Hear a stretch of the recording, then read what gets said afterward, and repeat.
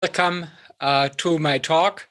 I would like to start my presentation thanking the organizers for the invitation and the support. For me, it is a great honor to speak at the All-Russian Science Festival Nauka Plus, and it's a great pity that I cannot join physically.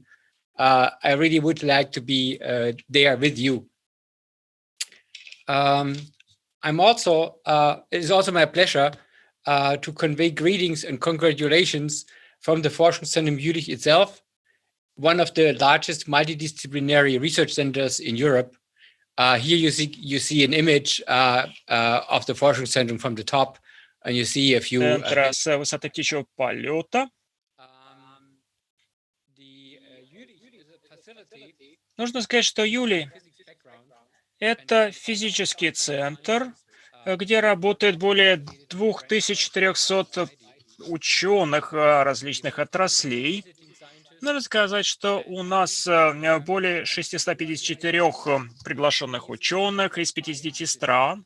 И мы очень гостеприимны. Приезжайте к нам, мы с удовольствием покажем и расскажем вам все.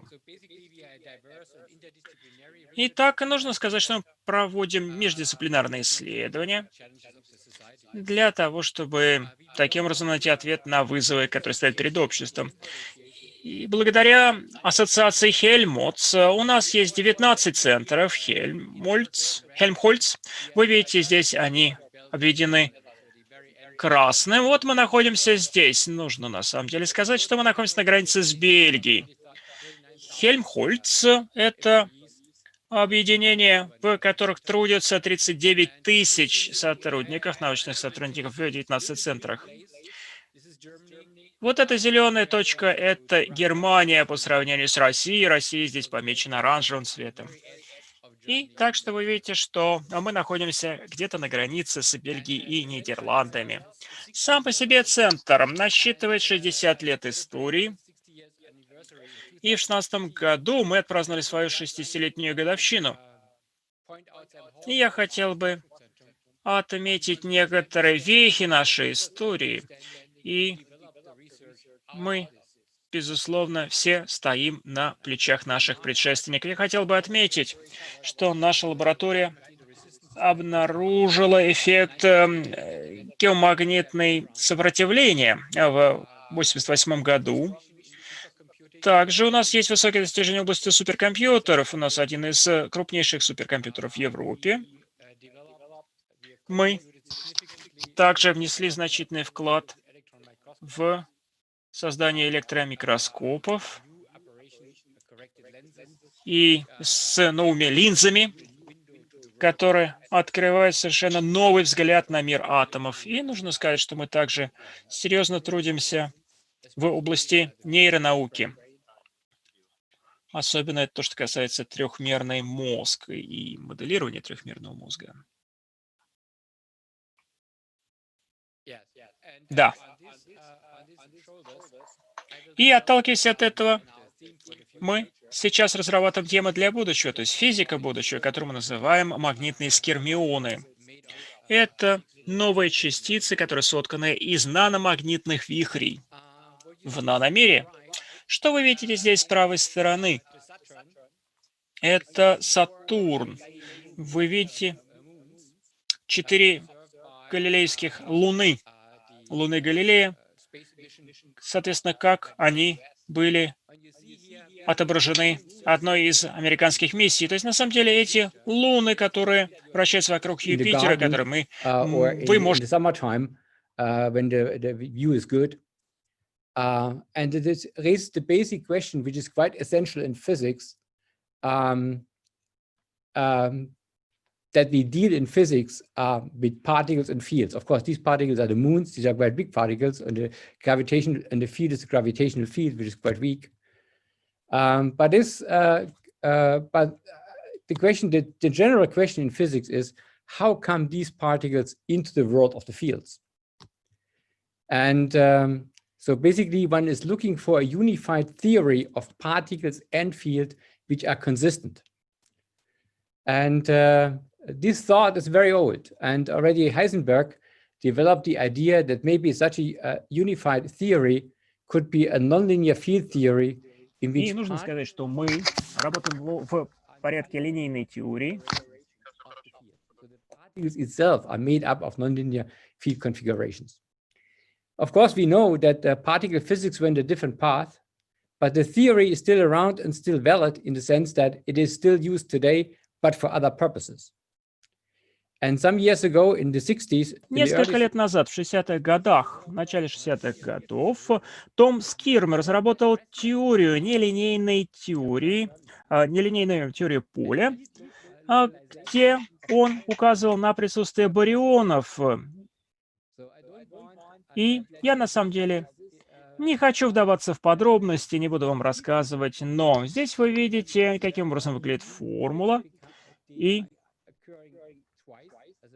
здесь вы видите это квадратное уравнение, а здесь, соответственно, четырехмерное уравнение. То есть это нелинейная теория. И интересно отметить, в рамках этой нелинейной теории у нас есть уравнения, которые полностью локализованы. И, соответственно, вот подобные уравнения можно рассматривать как the localization. We call this typically soliton solutions. And they have a notion, we have an additional property, which we call them a topological property. And I will come back to this in this talk. Now, this sounds a little bit strange and abstract, but I think you are very familiar with this concept. You may remember that there are solitonic waves. Sometimes it happens that here in Chile, which is located here, earthquake happens, tsunami develops, and then the solitary wave produced by the tsunami travels all over the place, all over the Pacific Ocean, which is here, all the way down to Japan. And it travels here, bypassing Hawaii, when you see the solitonic waves coming into Hawaii. So basically, these waves are waves which are totally localized in space, and they are moving without dispersion miles and miles, in this case, thousands of miles. This is a one-dimensional example of this solitonic particle behavior. So it is on the one hand a wave, on the other hand, it behaves like a particle because it's totally localized. And this concept we also can transfer to magnetism. Of course, magnetism, from your childhood experience, you all know you have a magnet, and on this magnet there sticks, for example, the metal paper clips or maybe some iron filings. Here I've chosen a picture of actually a magnetite rock, which you find in the earth, and they are magnetic, and this really sticks to it. You can also take nowadays synthesized magnets. And this property has been used a long time ago by the Chinese as a compass. So basically, they have this magnetic object here as a spoon, and the spoon points according to the Earth field in a certain direction. On the Chinese called it basically the South Pointer. It is the predecessor of our compass. Today, we understand that a ferromagnetic solid is in a ferromagnetic state. Here you see the little points here are the atoms. And these atoms have a locally small magnetic moments, small magnetic needles. And they are all in order here at low temperature. They are all in order, and they are standing here in parallel. But this is not the only possible configuration. There is also this configuration, is also a ferromagnetic state. One is pointing down, one is pointing up, and they have absolutely the same energy. They are totally degenerate. So if you take a solid or a rock or a stone or a magnet into your hands, into consideration, you have domains where the magnetization points like this. You have domains where the magnetization points like that. And in between, you have something we call a domain wall. So here you have this domain, you have the other domain, in between you have a domain wall. And here you see the magnetization of the domain wall, of the domain, first pointing down, then has a sharp transition pointing up, And this is the Z component, and this is the Y component of the magnetization. So this Y component looks already like a soliton, the wave which I showed before. And indeed, this domain wall can travel very fast, 1,000 kilometers per second, if I stimulate this domain wall, for example, with a current or a magnet. And this is not only fantasy, this can be measured experimentally. Here you see a sample, a true sample made out of iron, nickel, copper. And you do, for example, you take electrons, for example, electrons which spin, their spin is oriented. And then these electrons scatter onto this solid and scatter off. And what is scattered off is measured. And sometimes you have a spin flip transition. And then you can see actually this magnetic structure.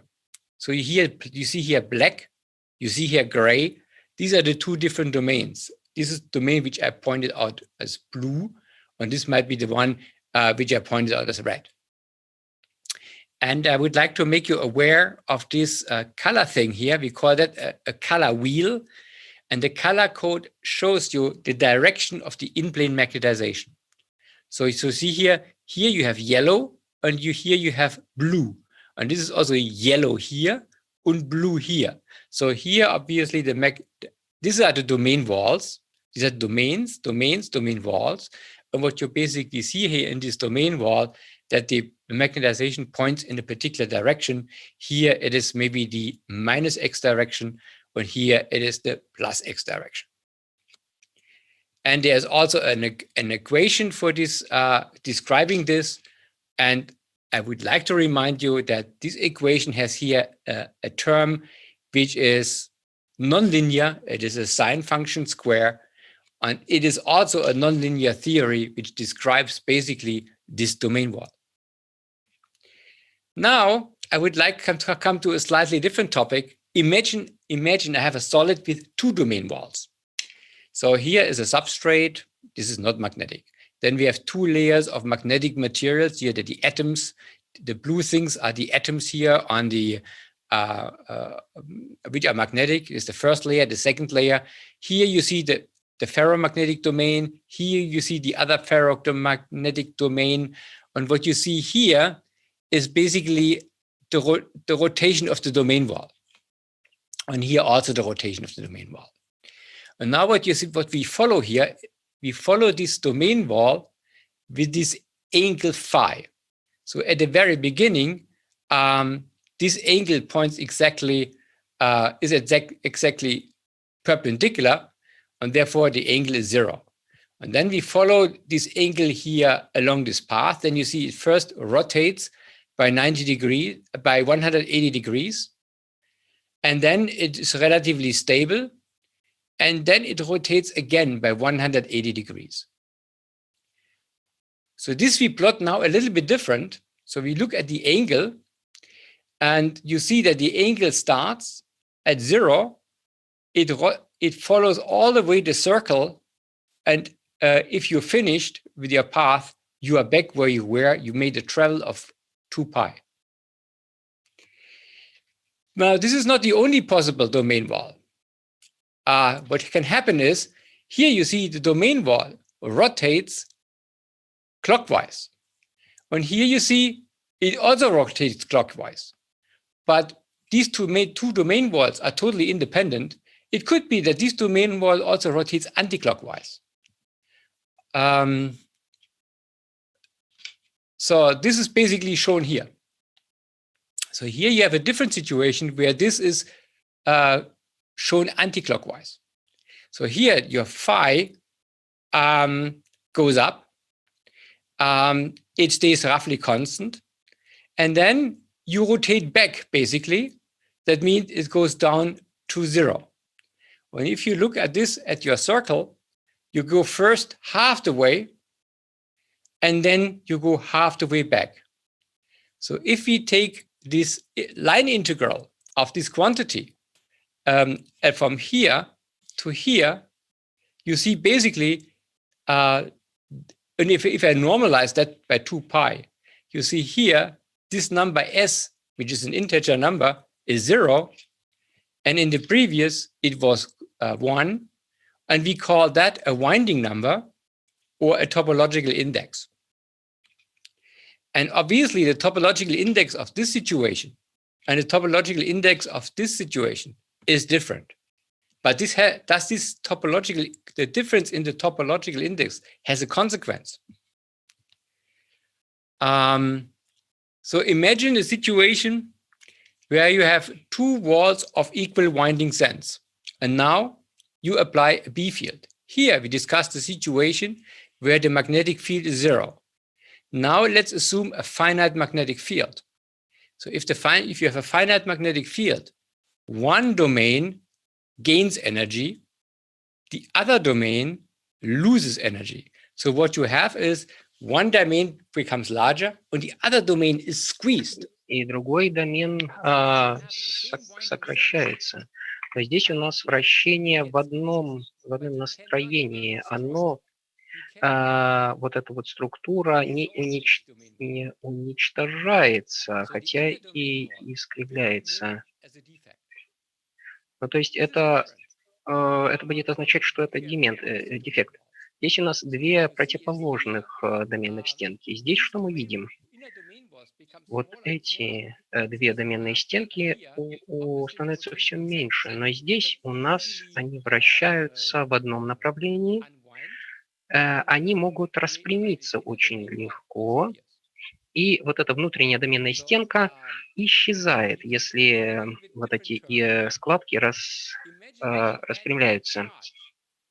Представьте себе, я добавляю к этой доменной стенке заряд, или же вращаю его в заряде.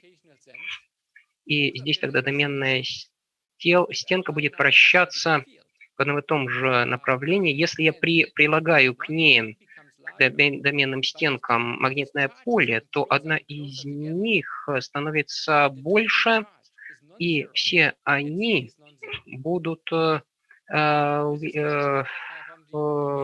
менять свои свойства. Если у меня здесь буду вращать их с зарядом плюс в одном направлении, а здесь со знаком минус в другом направлении, то этот домен становится больше, и они будут притягиваться друг к другу, и два заряда исчезнут, плюс и минус. И здесь у нас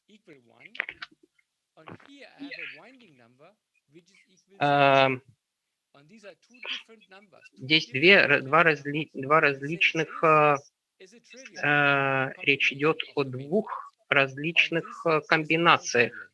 Итак, это тривиальная, так сказать, обычная комбинация доменных стенок, а здесь нет.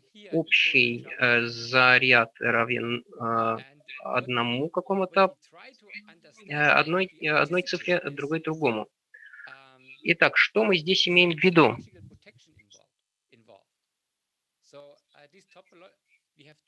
Мы говорим о топологически защищенное занятие, состояние, которое защищено. And the winding number, if it's 0, we talk about a trivial magnetic state. So topological charges, winding numbers, топологические характеристики, то есть неотъемлемые характеристики объекта крайне важны для их намагниченности. Лента Мёбиуса. Но на самом деле это обычная лента, это не лента Мёбиуса. Если мы начнем здесь и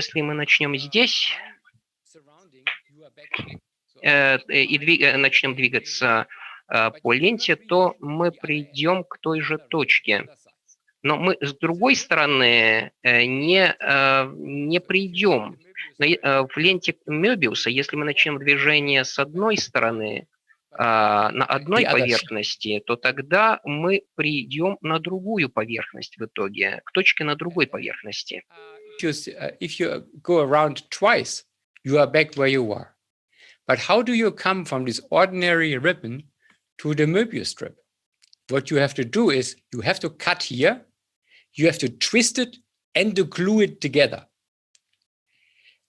And cutting fields relates typically to large energy barriers. So cutting is very, very bad. It's basically a singularity and involves high energy barriers. Smooth transformation leaves the topological index or the quantization, so to speak, unchanged. So what it means is this here and this here cannot be transformed by a smooth transformation from here to there. Therefore, both of them live in two different topological sectors. And energetically speaking, you cannot simply come from one topological sector to the other topological sector by a smooth transformation. There's always an energy involved. That means the topological index, which describes this topological sector, is like a quantum number. You know, it gives you some topological protection against each other. And this is an important concept of topological matter in condensed matter physics today. You're enabling topological protection of quantum states for quantum technology or neuromorphic technology. Topology means you have geometrical properties which are unaffected by smooth variations of parameters. You have topological invariance. And these topological invariance gives you some topological protection. And that is not only true for this one-dimensional example which I showed you. This is also true in higher dimensions. And you see in the world of topologists, the cup and the donut is topologically equivalent, irrespective. So for topologists, this is basically the same thing. And in this talk, I will continue by introducing to you new topological objects, which we call two-dimensional topological objects, the magnetic chiral skirmion, three-dimensional magnetic objects, which I call the magnetic bobber and globuli. I try to predict and provide experimental observation of the magnetic topological objects, try to understand and exploit the particle nucleation, transport, and interaction properties, and try to explore their nonlinear properties with respect to quantum and neuromorphic computing. So these particles gives you new opportunities for computing, which are not the John von Neumann type computing. That is a big future. So now I would like to introduce you to skirmions. I have showed you one-dimensional solitons. I have showed you a domain wall. Now the extension into 2 dimensions is these skirmions. So think about this ferromagnetic state where all the spins or the little magnetic moments on each atom is pointing north, pointing upwards, pointing out of plane. And maybe you can think of this as a kind of a pristine ice hockey field. And now on this ice hockey field, you see something like a puck, an ice hockey puck. And this ice hockey puck can run around on this ice field. And you have a ice hockey racket, this ice hockey or the ice hockey stick. Or this ice hockey stick might be a pulse of a magnetization or a pulse of a current, and then you can move these particles. So these twists here are made of the magnetic moments, which are in these ferromagnetic states. They are wound in a different way, but they stay like this. So they move around, but don't deform or disperse, like this solitonic wave who went over the Pacific Ocean. And if you look now in great detail, what these worlds are looking like, then you see the magnetization of this skirmion looks roughly like this. And it means at each point in space, the magnetic moments point in a unique direction. And if you translate them that now to a winding number, it is not a circle, it is a sphere. And you see that all the magnetic moments cover the entire sphere. Like the non-trivial domain wall, double domain wall, covered the entire circle.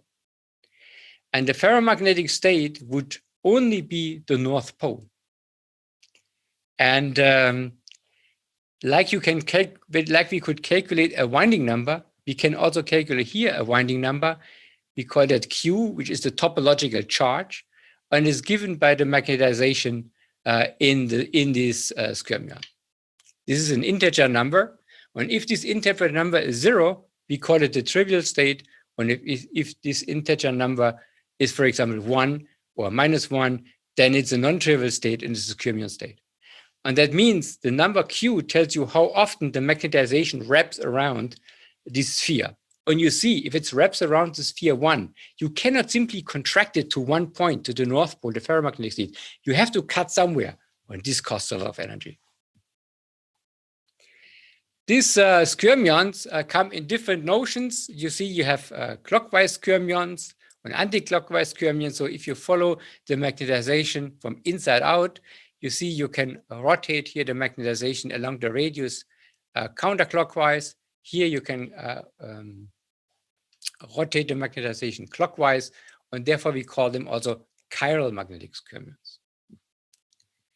Now I stress the topology of these skirmions with this topological charge, but of course underlying is an energy functional. And this energy functional has a form which is a little bit complicated, maybe, or a little bit unfamiliar. You don't have to go into the details. I only want to say that the first term here is often called exchange.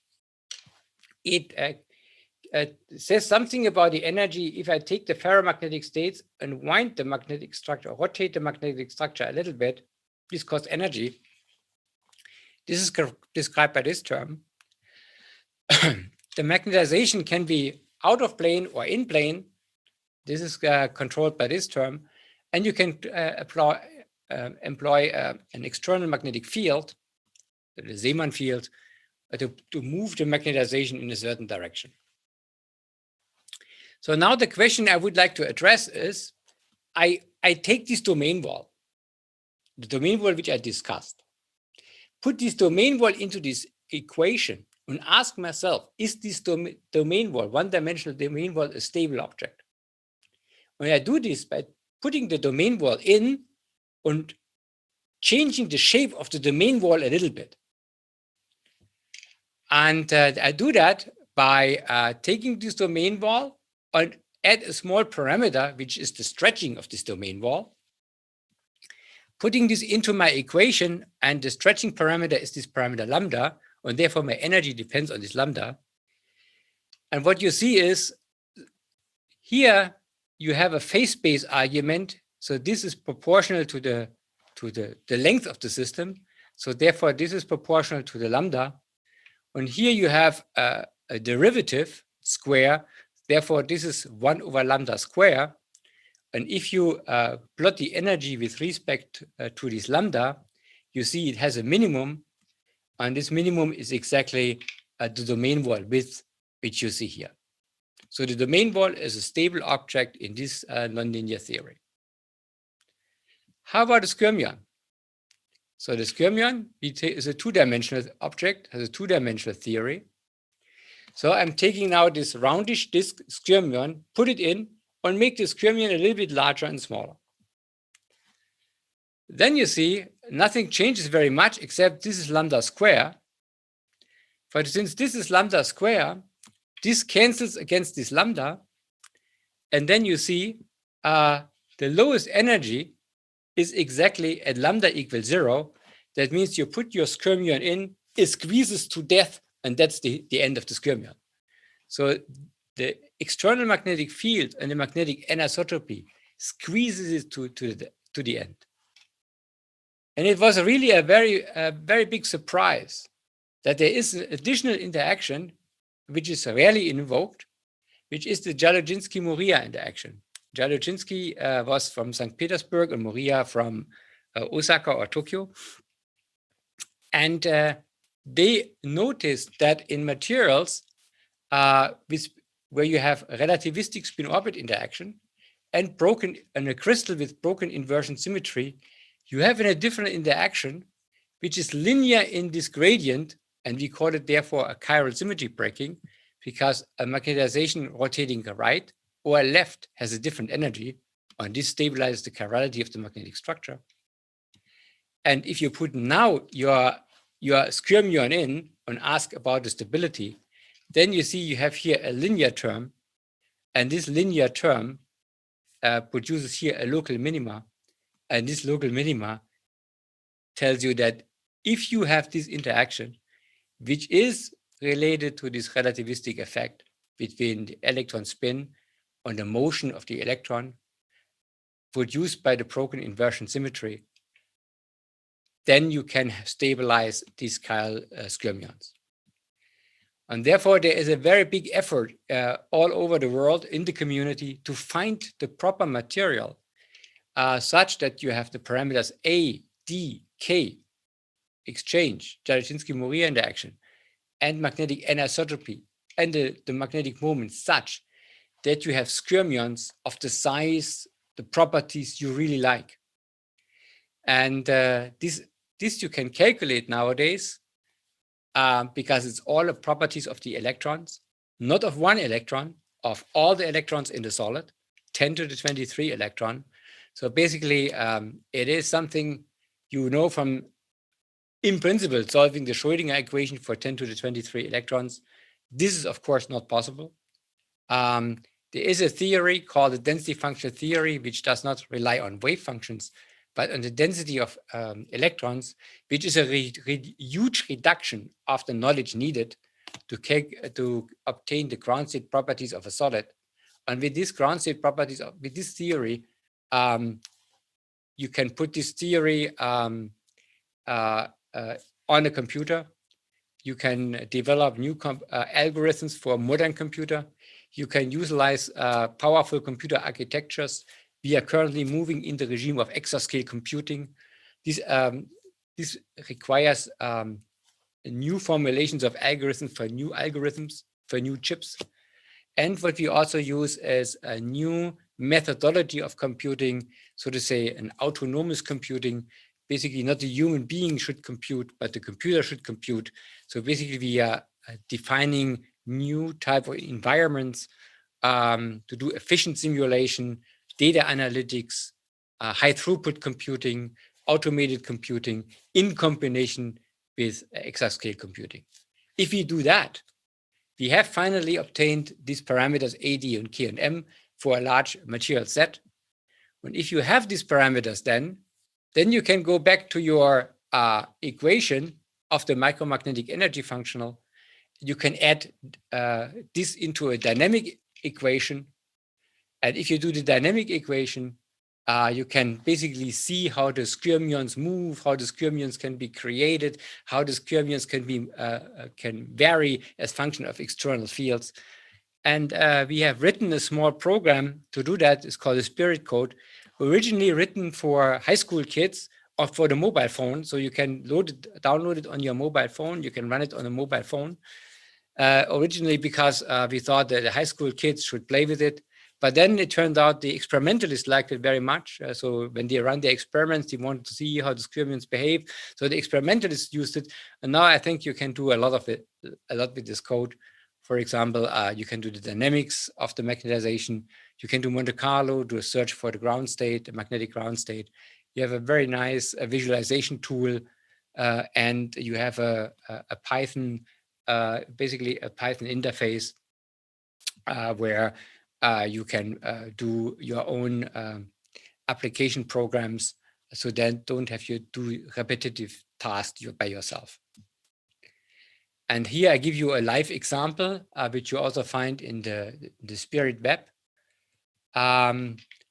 So basically you have here a racetrack, a strip of magnetic materials. Here are the little atoms you see. You put your skirmions on top of it.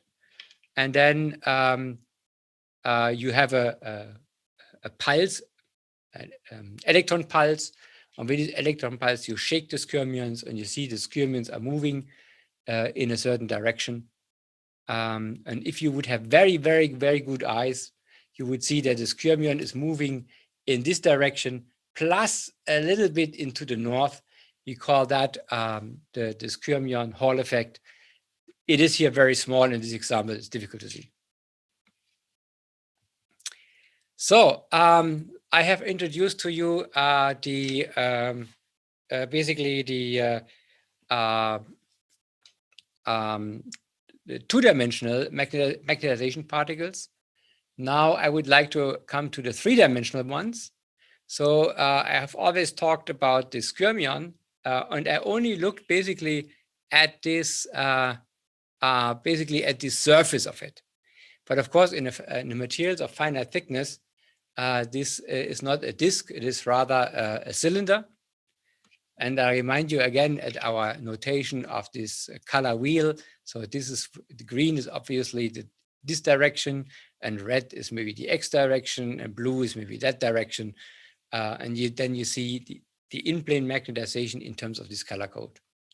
But if you have now, for example, a finite skirmion size, and the properties, the material properties on the top and the material properties on the bottom are different, then it can happen that you, so to say, rotate the skirmion cylinder, and under certain conditions you can pinch it off.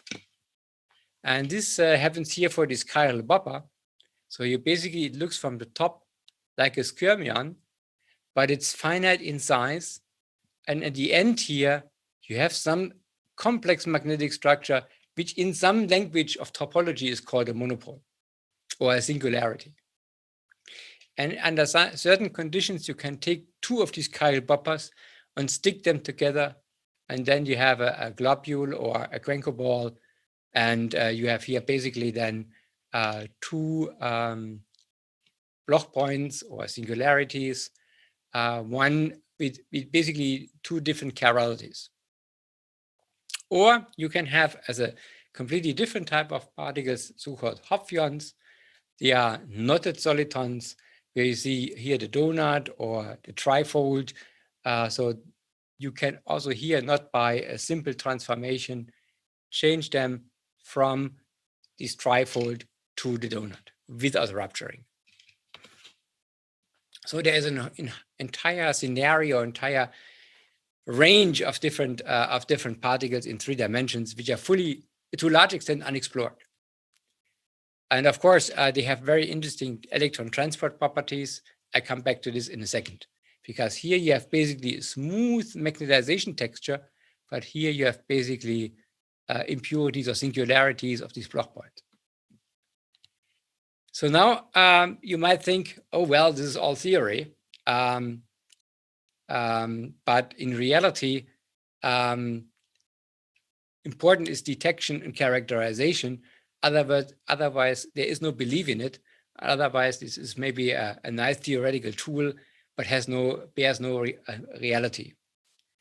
And in this context, I would like to mention that the electron microscope, transmission electron microscope, plays here a very important role. And the Forschungszentrum Jülich is hosting the Ernst Ruska Center for Electron Microscopy and Spectroscopy with electrons. And is a leading lab who started in the 90s the development of the first operation-corrected TMM lenses. So the improvement of the electron lens has changed the spatial resolution fundamentally. So the new first operation-corrected lenses have a resolution of 1.2 angstroms. Now we have 0.5 angstroms, and it's getting even better.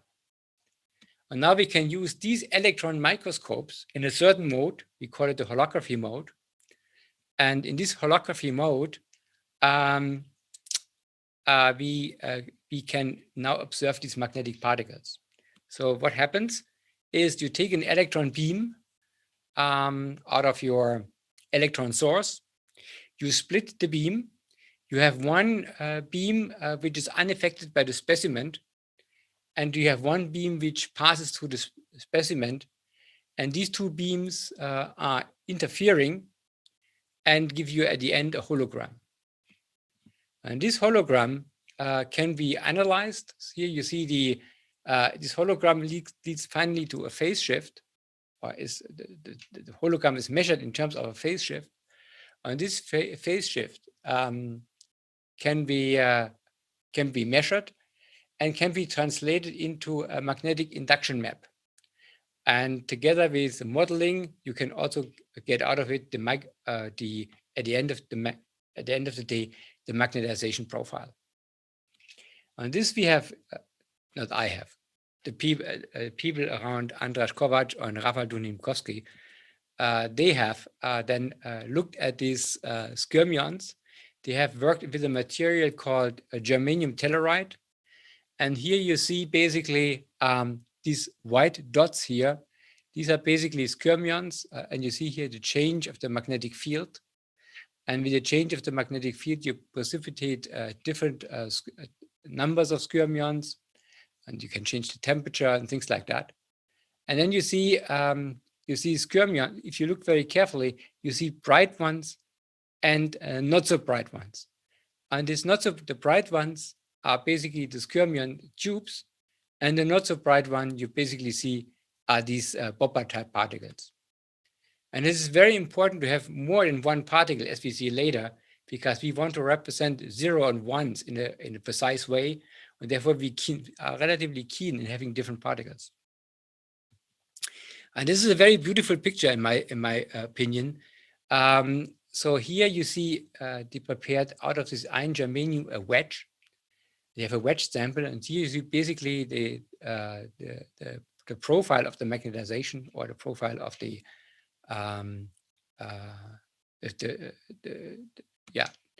magnetization, and then you change the magnetic field, and with the change of the magnetic field, you see finally the precipitation of the skirmion's, and you see they are becoming a little bit elliptical, and if you change the field condition again, then you see they start forming a hexagonal lattice.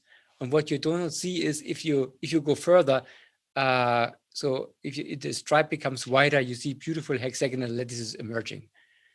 So you see that these skirmion's have a wonderful behavior. You see even at the rim or the edge of the sample, you see these magnetization edge twists. So it's really a textbook. I would say it's basically a textbook image. All right, and now I would like to say one final word about the potential applications. I talked a lot about magnetism and skirmion's, but in my head behind this is not only magnetism and skirmion's, it's this entire field of spintronics. And this spintronics was discovered, this field of spintronics was discovered in the late 80s, in 1988, by the discovery of the giant magnetoresistance effect. The giant magnetoresistance effect is basically a difference of the electrical resistance, or the resistance changes upon relative magnetic configurations. So we have here two different magnetic configurations, a parallel one and an anti-parallel one. And these two different configurations, if you measure the resistance of them, they are different. And here are the crucial experiments. So it was a system of iron, chromium, iron, and two completely independent experiments. One was done by Peter Gründberg in Jülich, and the other one was done by Albert Fert in Paris-Sud. And what you see here is the resistance change upon the relative orientation of the magnetization. The relative orientation of the magnetization was controlled by an external magnetic field. You see first from parallel, anti-parallel to parallel, when you see the resistance changes by 1.5%. When Albert Fert has taken a multi-layer, here you see a change of 80%. He used 4 Kelvin, Peter Gründberg 300 Kelvin. So basically these two experiments related suddenly magnetization states to currents. And this means you can put it into a technology related to information. And this is the basic source. This experiment is the basic source of the development of these hard disks. Today you can buy a teraflop hard disk for practically no money. And so these hard disks is actually the the fact that they are so cheap is actually the physical background or the scientific or technological background of what we see in these data centers and cloud computing. Without this technology, it would not be able to store all this data in a very cheap and fast way and reliable way. So currently we produce about worldwide about 300 million hard disks per year. So there is this famous Moore's law of doubling the information every 2 years. And you see how the hard disk production basically increases. And so for the future, of course, it is very important to have high energy efficiency of storing the data, because already now 10% of the world electricity goes in information technology. It has to, on the current hard disks, they are a little bit slow because they have many mechanical parts. They have shock and stress sensitive because they have many mechanical parts. They need high power consumption. The capacity is limited, and they are not scalable because they have a planar architecture. So therefore, we're looking for alternatives in the future, and maybe the skirmion's are such an alternative. So instead of working with a disk drive, where you have a needle reading the information, it might be better to have a complete solid state disk, where you have maybe a magnetic stripe. In this magnetic stripe, you have particles signaling 1, and if you have no particle, 0. And this is an alternative because the skirmions have nanoscale size that guarantees high data density. They are homochiral and are topologically protected. That maybe leads to thermal stability. The skirmion can be displaced by currents with fast motion. You have a high data flow, and the skirmions can be moved in 2 directions, in X, Y, and X and Y direction. So the idea is to have a new generation of magnetic memory, with a solid state memory with no mechanical parts. Maybe we can use these skirmions also for programmable logic devices. And in the future, I think we can use, because in the future we may use them for partly replacement of CMOS in the John von Neumann architecture, but we might also think about skirmions for neuromorphic computing.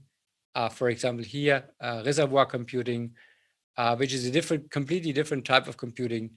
And this might lead to a new future. Now I'm looking at the time, and my time, I think, is nearly up. So I have prepared one example for this John von Neumann computing, but I think due to the lack of time, I plan to skip it and maybe go to the final transparency. Wait a second. And conclude that I think our field, this field is in a fantastic shape. It has a lot of challenges for young people. I think the characterization of three-dimensional magnetization particles is a challenge to come, to investigate the hybrid magnetic textures, including emergent monopoles, 3D arrangement of magnetic textures, classifying magnetic textures according to new numbers, the Hopf numbers. Then we have the entire material challenge, finding materials in which 3D particles exist that are stable at room temperature. With these 3D particles, we have new functionalities. We have to study the nucleation, the annihilation, the manipulation of the particles. And then our hope is to put these particles into a new technology, maybe in the area of artificial intelligence, neuromorphic computing, in this direction. With this, I thank you very much for your attention, and I'm very, very happy to answer additional questions.